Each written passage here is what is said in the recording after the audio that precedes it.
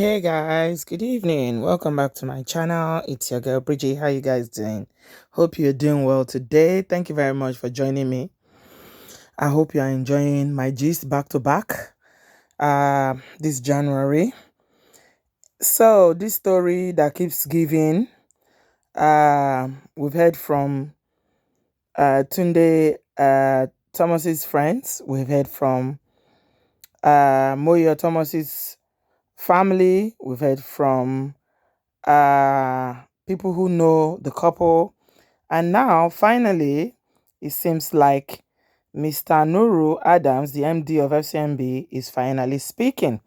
And this is what he said. He said, Tunde Thomas and I are friends for over 20 years. FCMB MD Nuru Adams speaks.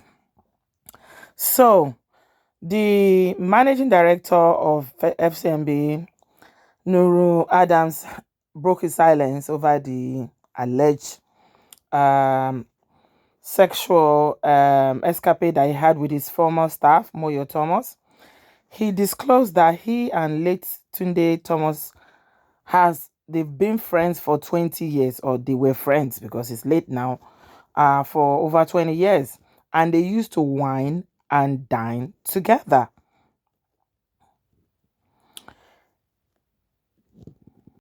He further said that Tunde is a very private person, highly private, who views challenges in life as opportunity to shine before his death, and that Tunde would not have taken kindly to this kind of publication.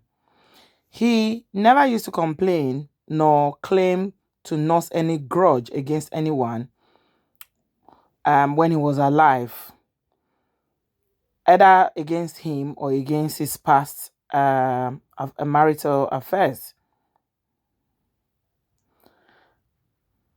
He said that he knows this because they talk, they wine and dine together, often within the last 20 years. And that neither Tunde or any of his family member raised any dust about this matter. And it is very wrong and totally unacceptable for an alien entity to seek cheap publicity at the expense of a gentleman that has gone to be with the Lord, and that they should allow the grieving family and friends and members of his family, including his surviving mother, siblings, and wife, to grieve in peace, and that they should not cause them any further hardship.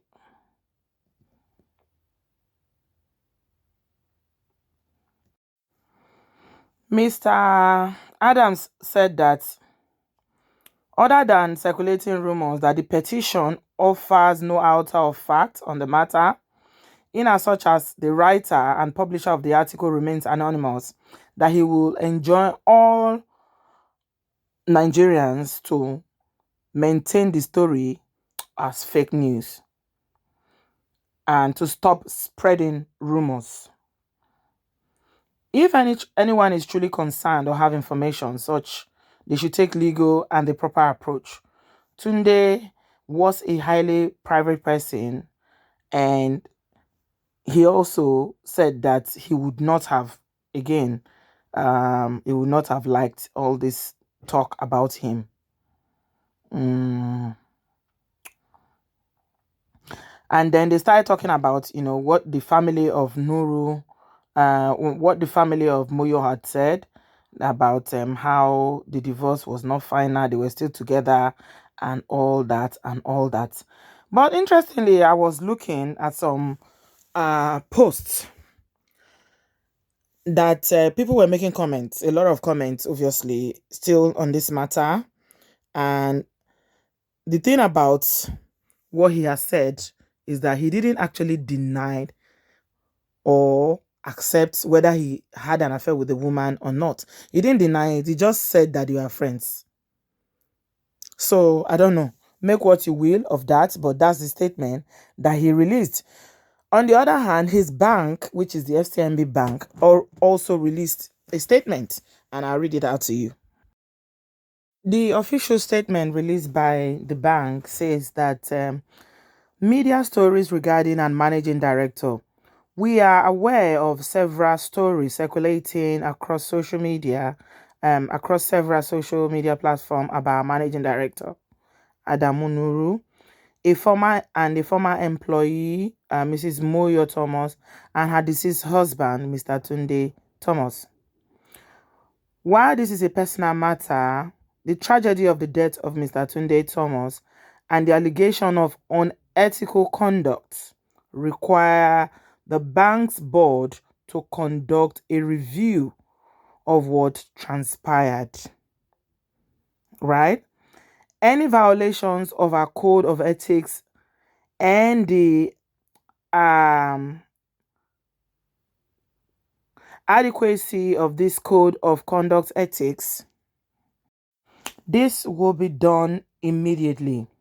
We enjoin all our stakeholders to bear with us as we conduct this review and to please respect the various families involved. Thank you. So this is the official statement that was released by the bank. As you know, because this matter has been very hot on social media platforms, on Facebook, is on Twitter, Instagram. If you just Google any of the names. Once you put FCMB or you just put Moyo, all the articles are everywhere. So I'm sure both the chairman of the board of directors and all these shareholders of the bank, everybody's on social media these days. At least they know what is going on, even if they are not active on social media. So they are aware of what is happening. Hence, they released the statement. I brought this in because I wanted to talk a little bit about the ethics when we talk about ethics, because somebody was asking, I think it was the phrase that was asking that, why are Nigerians signing a petition that Adamu Nuru should be released of his post? What has he done? So I think a lot of people were questioning the fact that people were asking him to resign. And while I'm saying, I'm putting my narration about what I think about this ethical conduct, I will just be playing you some comment from Twitter as well, what people were saying about this whole matter again. Now, let's talk about ethical conduct in an organization. Now, we don't have the full picture. As you know, with all these cases like this, we never have the full picture of the incident that happened. I mean, what happened on this occasion is known only to, the people that are involved directly. Other people may be aware, but they won't have the full picture of what exactly transpired between the MD, Moyo, and her husband. However, when you work in an organization, there are code of conduct and ethics for every organization. And when we talk about having relationships with people that you work with, it's always problematic when somebody who is in a superior position, or guy in an organization, such as Mr. Nuru Adams, he's a managing director of that bank, and a subordinate, somebody who's in a junior position in that bank.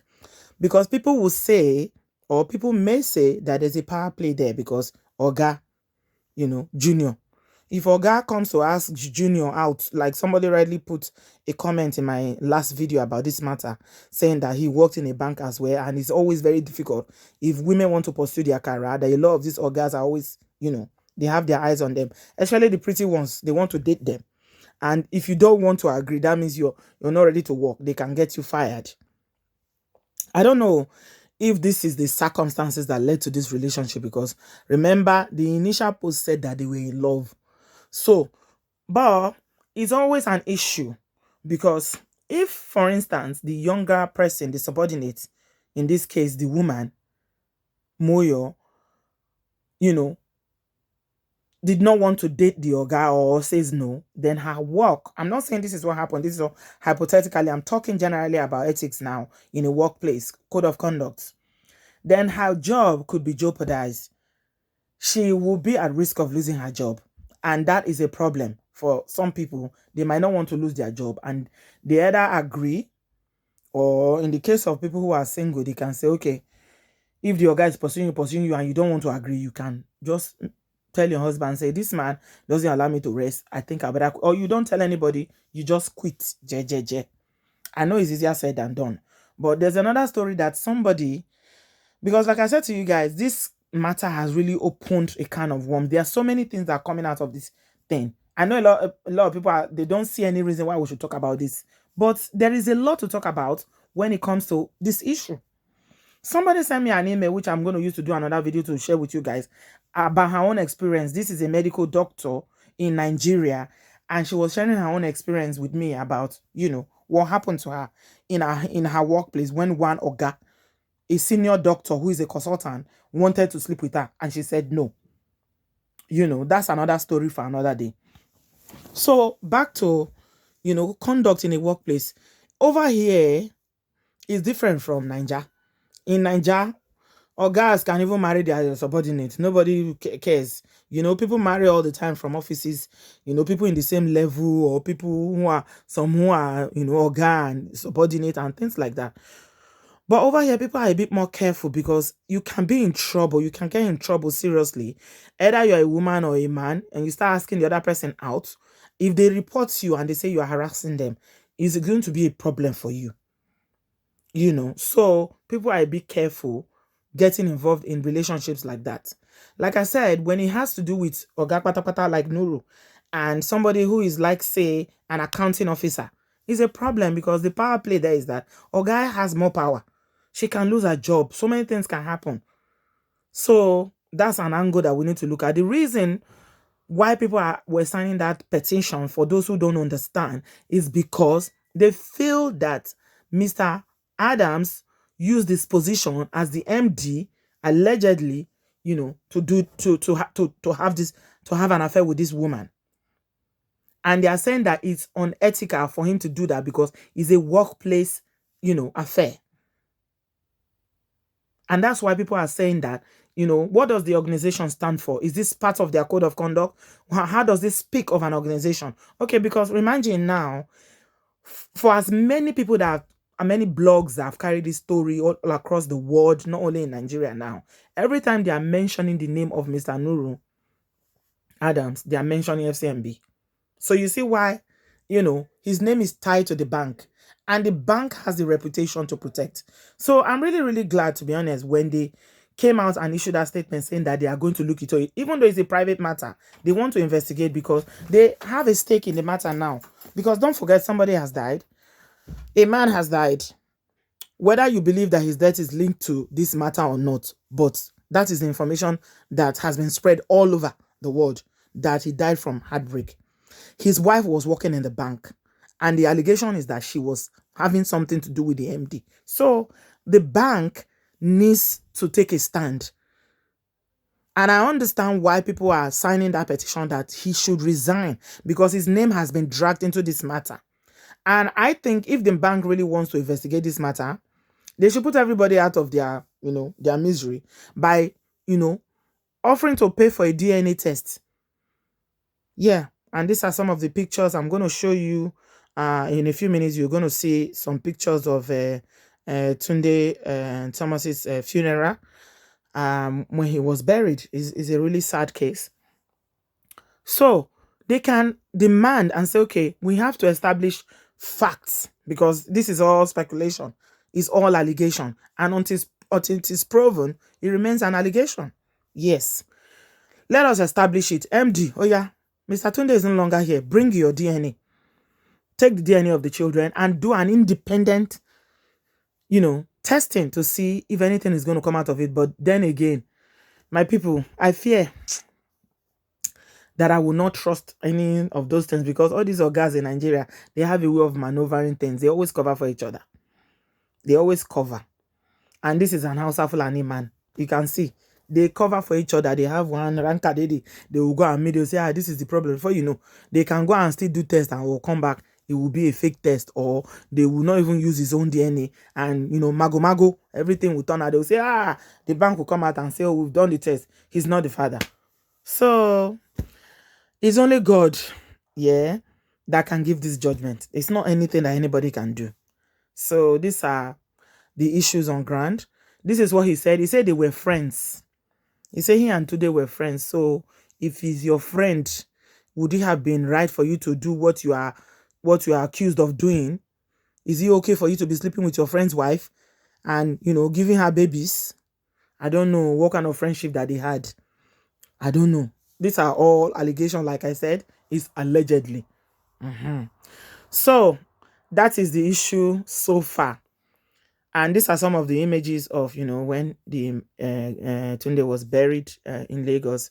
It was only about a week ago that they laid him to rest. And the most painful part is that his mother is still alive. And don't forget that he has another woman that is pregnant for him. This is the new person that he was moving forward. So this is all a very painful experience for all those who are involved, sadly. But it's always good to establish a matter. And like I said, all the issues that this matter is bringing out, we need to talk about them because they are very, very important issues. Nobody could come and say, why are you talking about this matter? Oh, no, these are very serious issues. Just because you are not related to these people or you don't know them, other people know them. We know people who know them. So, again, we pray that his soul will rest in peace. May he find peace. He couldn't find peace on earth. May God grant him heaven. And my people, I'm going to leave it here today again. Thanks a lot for engaging with all the videos I've been sharing regarding this matter. And I will speak to you in my next one. Have a good evening. And I love you. God bless you. Bye-bye.